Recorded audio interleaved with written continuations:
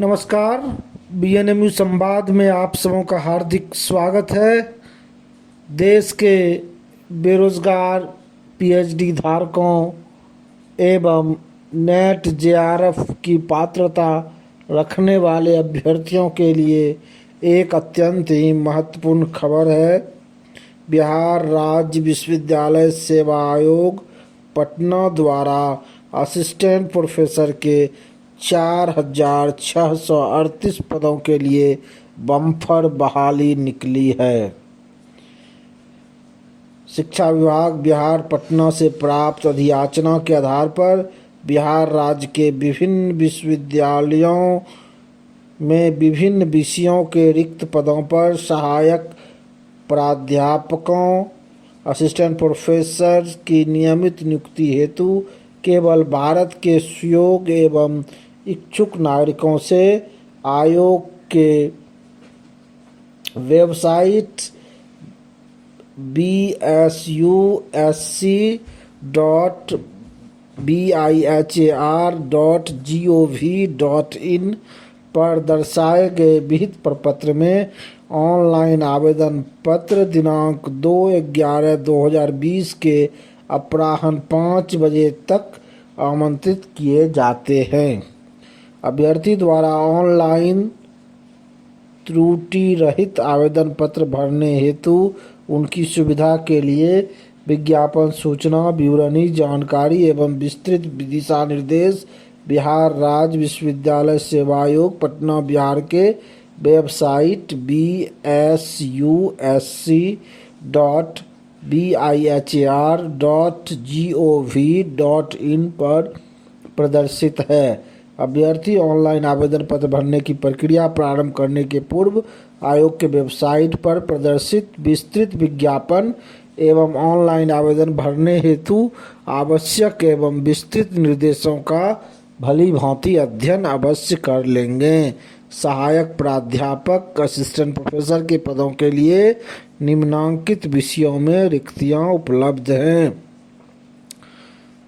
अरबी पदों की संख्या 2, अंग्रेजी 253, उर्दू 100, फारसी 14, मैथिली 43, संस्कृत 76, हिंदी 292, इतिहास 316, प्राचीन भारतीय इतिहास एवं पुरातत्व संस्कृति एशियन अध्ययन 55, गृह विज्ञान 83, PMIR IRPM LSW 18, भूगोल 142, राजनीति विज्ञान 280, अर्थशास्त्र 268, दर्शन शास्त्र 135, मनोविज्ञान 424, समाजशास्त्र 108, लोक प्रशासन 12, ग्रामीण अर्थशास्त्र 8, भौतिकी 300, रसायन शास्त्र 332, वनस्पति शास्त्र 333, गणित 261,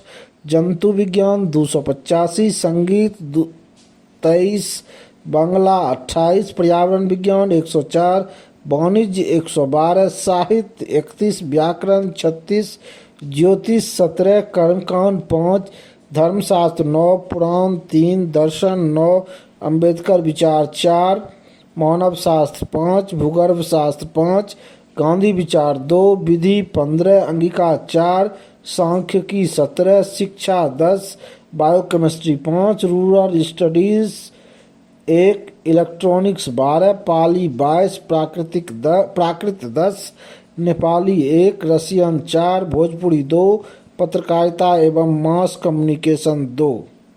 इस तरह कुल 4,638 पदों के लिए विज्ञापन निकाले गए हैं।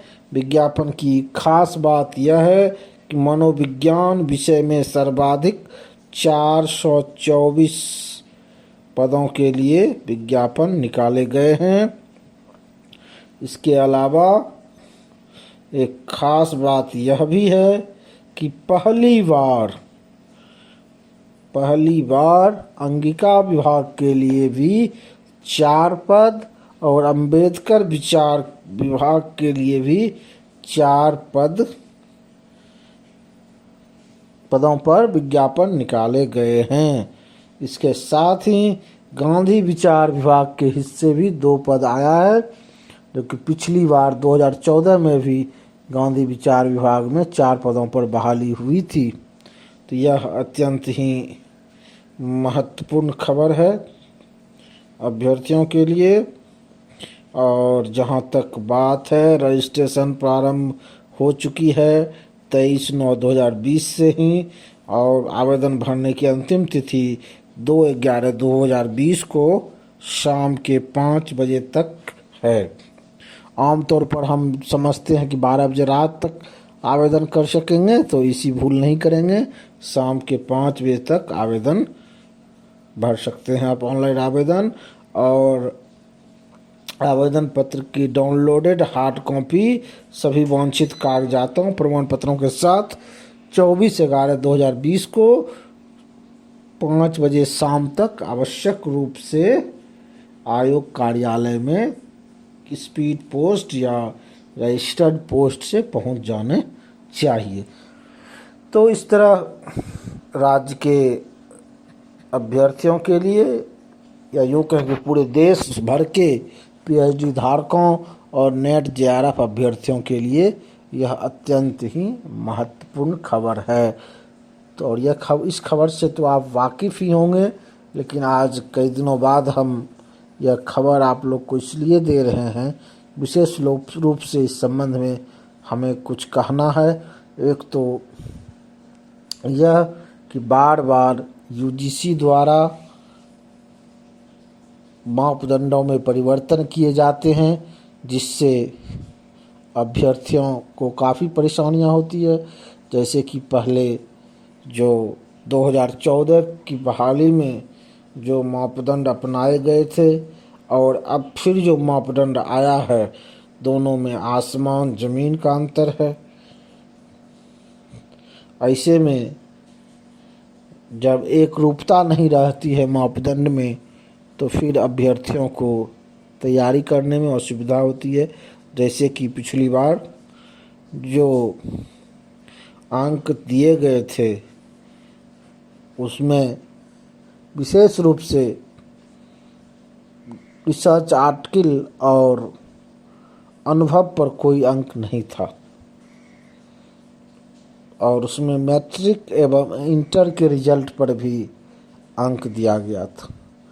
तो इस बार यूजीसी के नियमानुसार, परिवर्तित नियमानुसार मैट्रिक एवं इंटर के अंकों के आधार पर वेटेज खत्म कर दिया गया।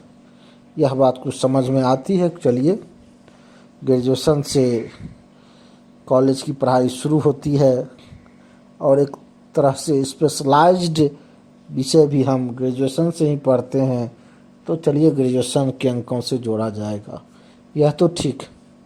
लेकिन यह जो क्राइटेरिया ग्रेजुएशन के अंकों का रखा गया है, वह बिल्कुल ही अव्यावहारिक और बिल्कुल ही अतार्किक है। क्योंकि आप इसमें देखिएगा, एक उदाहरण देखिए कि 60 से लेके 80 तक, यानी 60 से लेके 80 तक अंक प्राप्त करने वाले अभ्यर्थियों को एक ही कोटि में रख दिया गया है। अब बोलिए, मुझे 60 अंक आता है और आपको 79 अंक आता है, तो आप एक ही कैटेगरी में, ये कहाँ का न्याय? एक तो यह बहुत ही अन्यायपूर्ण है। इसे पिछली बार जिस तरह से हर एक परसेंटेज पर अंक दिया गया था, 60 के लिए अलग, 61 के लिए अलग, 62 के लिए अलग, उस तरह से होना चाहिए था। अगर आप अंक को महत्व देते हैं तो वो होना चाहिए। अब 60 से 80 को आप एक ही कैटेगरी में तौल दें, तो यह सही नहीं है।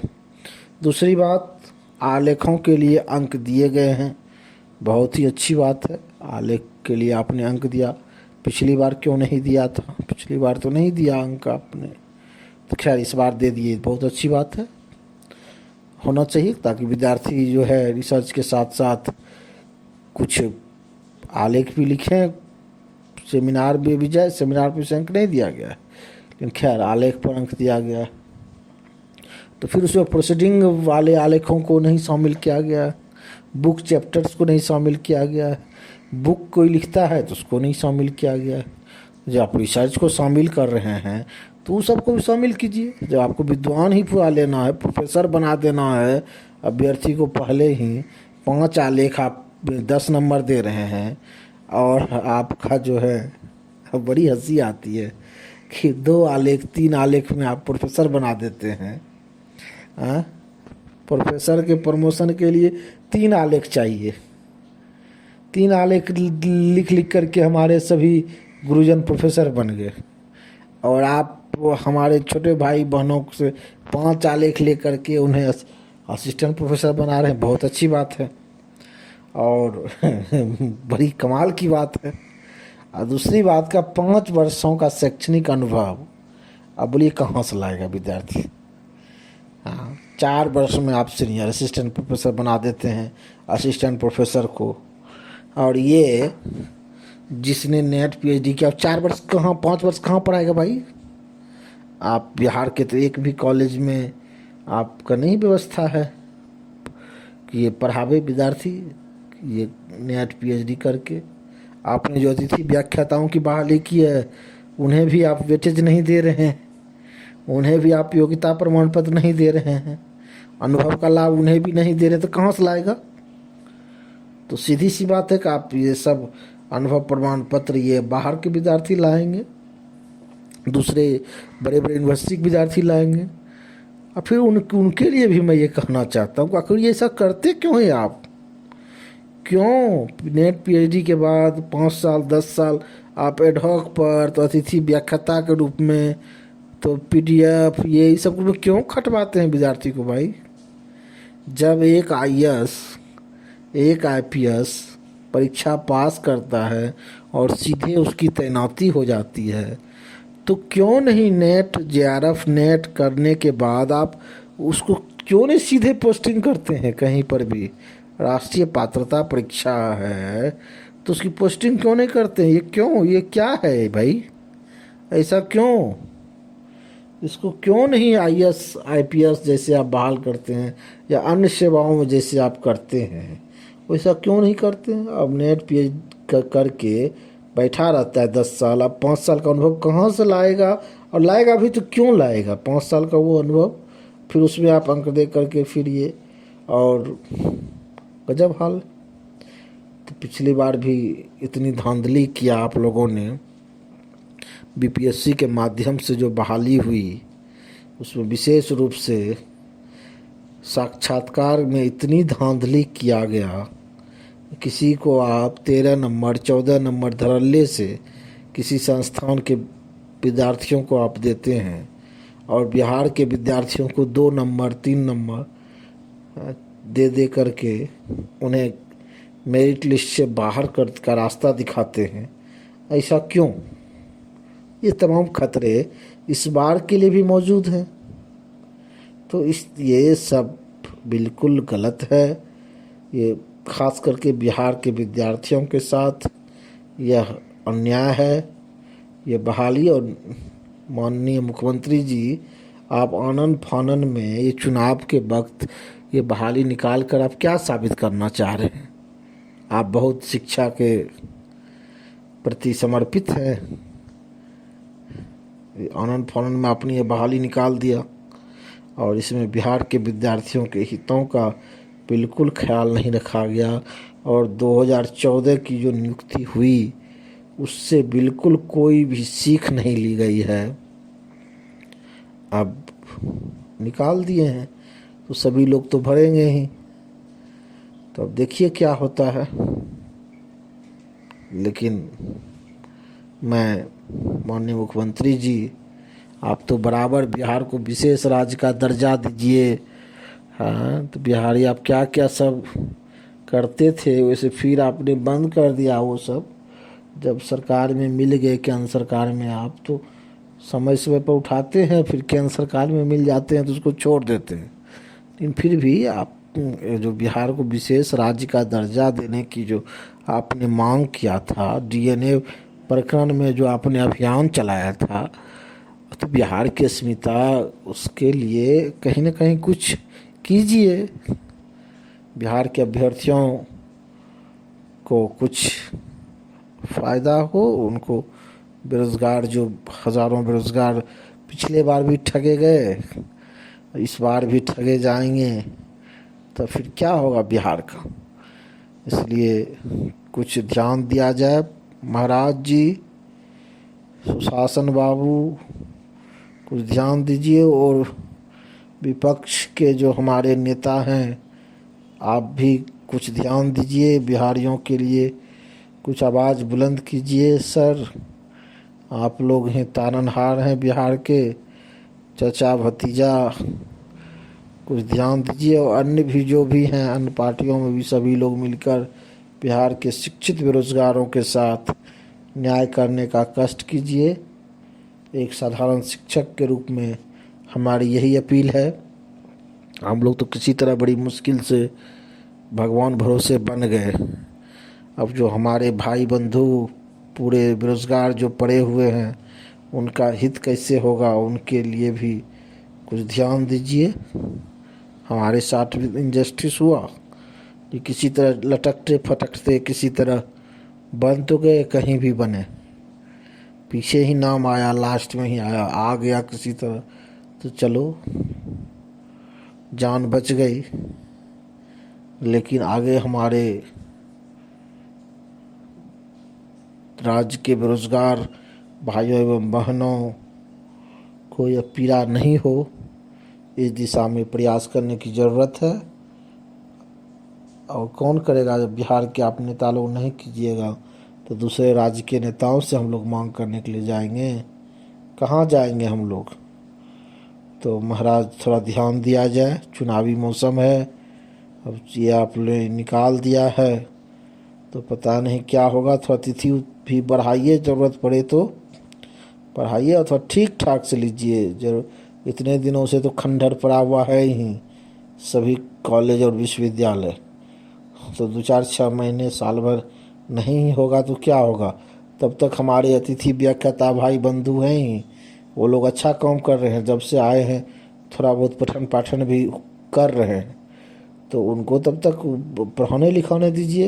ये रेगुलर बहाली थोड़ा ठोक बजा के, सोच समझ के इस तरह से कीजिए, पैमाना इस तरह से हो कि बिहार के लोगों का नुकसान नहीं हो। कम से कम पूरा देश एक है, सब ठीक है, लेकिन भाई दूसरे राज्यों में तो बिहार के लोगों का नाम शॉर्ट लिस्टेड ही नहीं होता, पहले ही छांट दिया जाता है।